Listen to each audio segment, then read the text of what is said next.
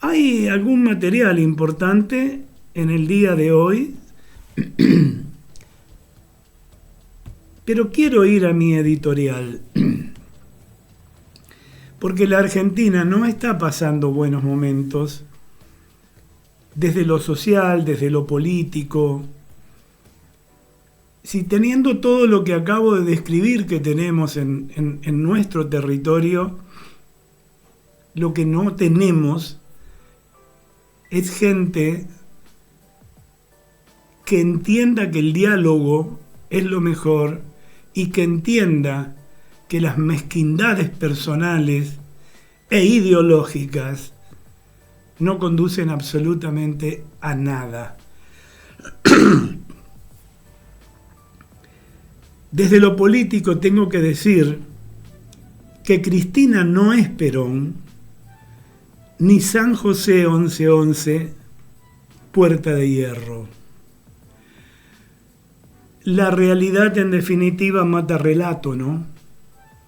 Y haciendo caso omiso tanto de los delitos imputados a Cristina Fernández de Kirchner por una legión de magistrados que construyeron su condena, como del hecho de que, según la inmensa mayoría de los estudios de opinión pública, 7 de cada 10 argentinos la consideran culpable de esas transgresiones.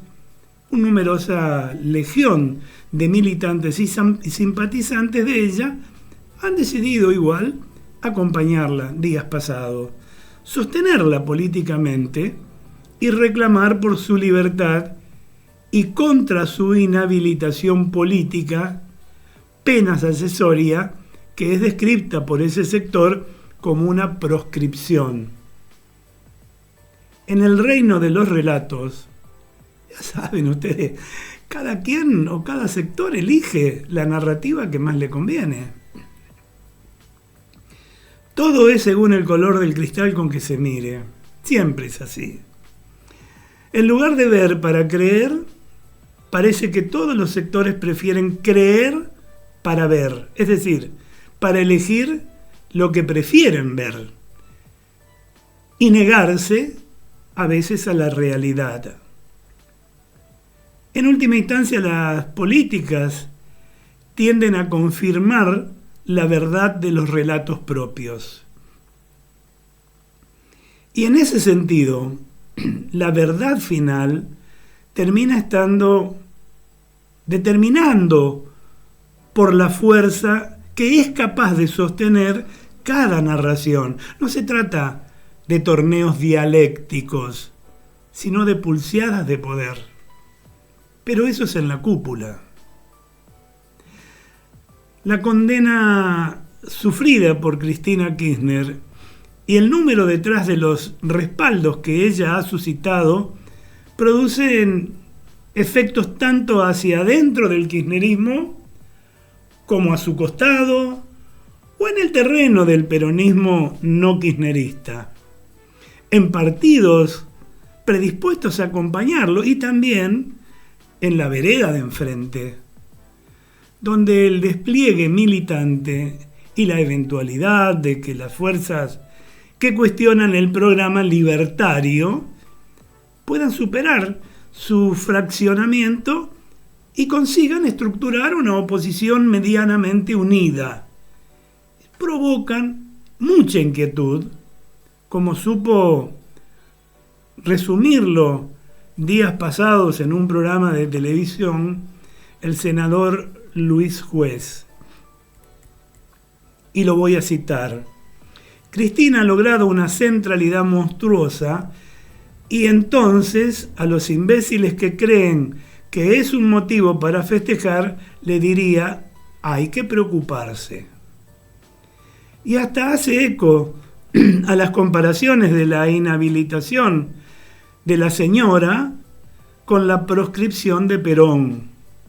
Y llaman incluso al piso de San José 1111, donde está detenida, la puerta de hierro de Cristina. Ni calvo ni tres pelucas, como solía repetir el general, pero lo hacía para ridiculizar de alguna manera las exageraciones. Y del lado kirchnerista, por el momento, se experimenta un enorme entusiasmo.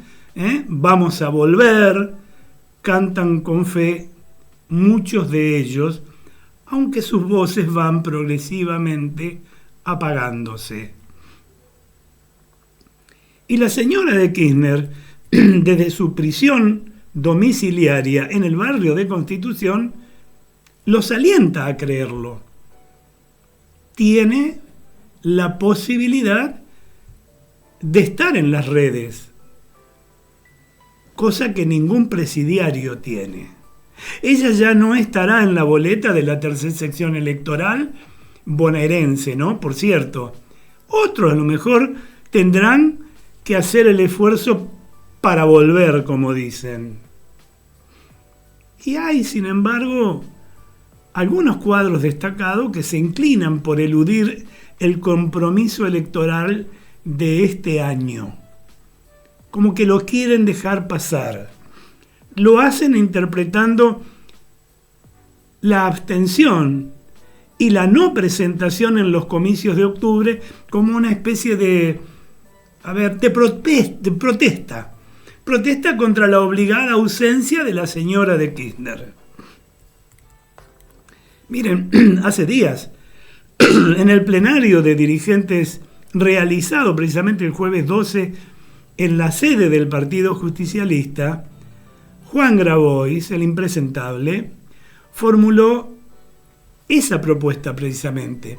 Frente a la proscripción de Cristina, hay que desenmascarar el carácter ilegítimo del régimen de facto y llamar a la abstención.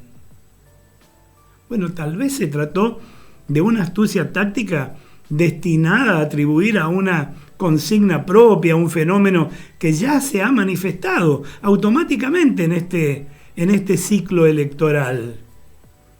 El generalizado ausentismo que estamos viendo, que hemos visto, que supera nítidamente a veces los porcentajes de los candidatos más votados en estas últimas elecciones de este año en distintas provincias. Y en cualquier caso, el conjunto de la dirigencia peronista no parece inclinado a adoptar la línea sugerida esa tarde en el Instituto Patria, no, en el partido, fue en el Partido Justicialista, por Grabois, de la que más tarde él mismo tendría que replegarse. Bueno, esto es muy común en el kirchnerismo, ¿no? Digo y pruebo, y si me va mal, me repliego. Bueno, en su extensa historia el peronismo nunca empleó el ausentismo como modo de protesta. Hay que revisar a veces la historia. Sí, en cambio, usó la abstención Hipólito Yrigoyen, generalmente como prólogo de insurrecciones, mientras aún no se le había abierto las puertas del sufragio libre. El peronismo, en cambio, usó el voto en blanco, que implica una expresión activa y contabilizable. Recuerdo que en julio de 1957, por ejemplo, cuando el gobierno militar de la llamada Revolución Libertadora convocó a una asamblea para reformar la Constitución Nacional, ¿qué hizo el peronismo? No respondió absteniéndose, sino llamando al voto en blanco, que fue mayoritario en las urnas, 2.100.000 votos más o menos para la población de esa época, muchísimo por cierto, ¿no? Y ese recuento globular de influencia política tendría consecuencias sobre las elecciones presidenciales del año siguiente. Dejaba en claro que Perón, proscripto y exiliado, mantenía capacidad para influir decisivamente en la política de la que se lo había marginado por la fuerza. el ala radical intransigente, que orientaban por aquel entonces Arturo Frondizi y Rogelio Frigerio, comprendió que su plataforma de integración política y Frente Nacional requería de la cooperación explícita del líder prohibido y buscó sellar un pacto con él. Perón lo aceptó ese acuerdo y 20 días antes de los comicios dio una declaración pública instando a votar por Frondizi. Lo hizo desde Puerta de Hierro, por cierto, e instruyó a la dirección de su partido a organizar ese voto por lo que él expresamente determinó como el candidato que ha declarado solemne y públicamente su propósito de rectificar la política económica antinacional, restablecer las conquistas del justicialismo y permitir la libre expresión política y sindical de la masa popular. Y así, la fórmula Frondizi-Alejandro Gómez obtuvo 4.070.000 votos. Son cifras que redondeo, ¿no? Por cierto. Pero fue más del doble de lo que su partido había obtenido unos meses atrás, sumando una cifra equivalente al voto en blanco de 1957, aunque un sector duro del justicialismo, insistió igual con que esa táctica de oposición y el voto en blanco en las presidenciales llegó a 800.000 votos. Perón había jugado desde el exilio y se convertía en socio de una victoria. Pese a las prohibiciones, pasaba a convertirse ostensiblemente en una figura arbitral. Aquellos hechos son a esta altura, ¿qué diría yo? Estampas históricas, no más. Y tal vez son la razón de lo que estamos padeciendo en este momento. Y aunque ha recobrado la monstruosa centralidad que obsesiona el senador juez, Cristina Kirchner está muy lejos de aquel Perón proscripto y exiliado. Y el peronismo no tiene a la vista siquiera un socio potencial equivalente al dúo Frondizi-Frigerio. Por dudosos que ellos resultaran a aquel justicialismo de 7 décadas atrás, que fue capaz de tomar distancia de la atmósfera revanchista que se catalizó en la Revolución Libertadora. De hecho, Cristina Kirchner parece en las antípodas de cualquier táctica abstencionista de protesta que para ella implicaría otra forma de hacerle el campo orégano a Milei. Ella quiere competir electoralmente, menos porque confíe en una victoria sobre el oficialismo que por su deseo de marcarle la cancha a todos sus críticos internos con Axel Kicillof a la cabeza. La señora está convencida de que su centralidad, reforzada por la victimización que le provee su condena, la vuelve a ubicar como accionista ineludible de una reorganización peronista y por esa vía en la gerenciadora de todos quienes tienen y lleguen a tener motivos para prestar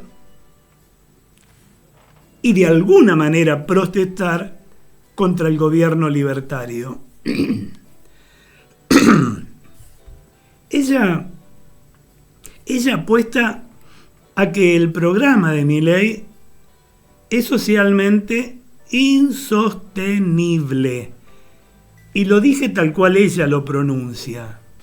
Y que por ese motivo, y más allá de sus éxitos sobre la inflación, su gobierno tiene fecha de vencimiento como el yogur. También lo dijo ella en sus últimas presentaciones públicas antes de caer la condena sobre su cabeza. No convoca a derrocarlo. Sugiere que hay que esperar su inevitable crisis y prepararse. Es decir, organícense, dijo, ¿se acuerdan? Para reemplazarlo. Dios me libre y guarde, ¿no? La multitud que se reunió el miércoles pasado, dispuesta a acompañar, parece un siglo, ¿no? Parece un siglo. Bueno, pero esa multitud estuvo y estaba dispuesta a acompañarla hasta los tribunales federales. Esto no pasó. La mera intuición de ese gentío persuadió a los jueces de ahorrarle ese traslado a la condenada y otorgarle la detención domiciliaria mediante un comunicado a distancia. Fue una demostración tanto del alcance de su poder de convocatoria como de sus límites también. Algo que nadie quiere entender todavía. Cristina está presa. Está condenada. Entre las decenas de miles de personas fervorosas que se congregaron frente a la Plaza de Mayo, no estaban, sin embargo, ni los gremios más numerosos y decisivos de la CGT, ni una buena parte de los intendentes del Gran Buenos Aires, que es donde está la mayoría de los votos, ni representantes de la mayoría de los gobernadores peronistas. Miraron para otro lado. Todos ellos han expresado su solidaridad con la expresidente del Partido Justicialista, aunque no todos hayan coincidido con la caracterización de su condena ni de los jueces que la ratificaron. Ninguno de ellos quiere salir en la foto de los que toleran o aplauden medidas contra Cristina Kirchner. Pero muchos tratan asimismo de evitar ser retratados junto al cristinismo restaurador, como le llaman algunos. Y así, estos días no parecen el momento más indicado. En medio del oleaje de las pasiones políticas y las turbulencias jurídicas, como para poder medir la altura de las aguas, ¿no?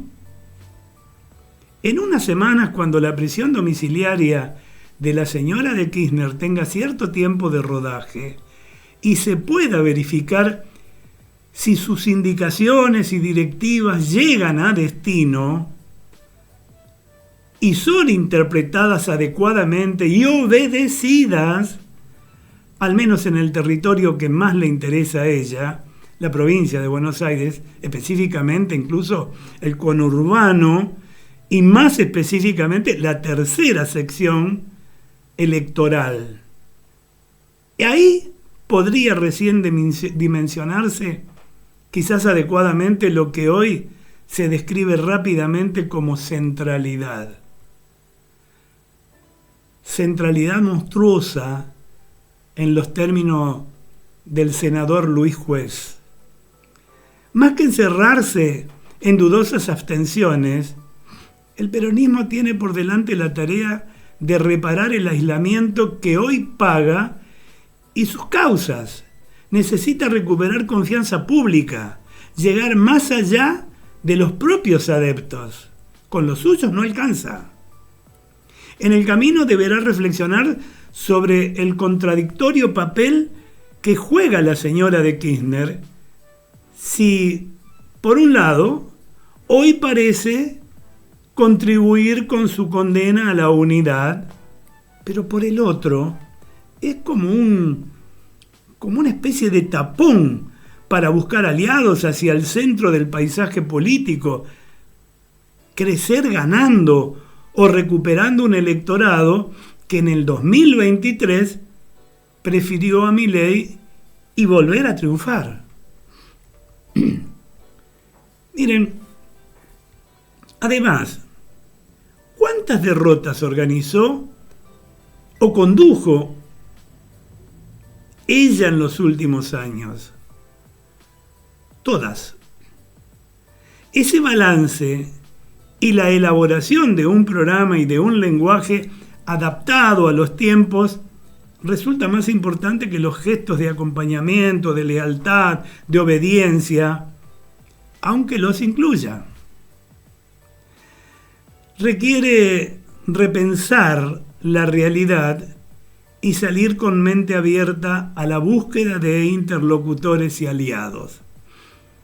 Yo creo que la tarea es como una misión imposible. Y es mucha tarea para 2025. Pero un objetivo, quizás indispensable, para el 2027.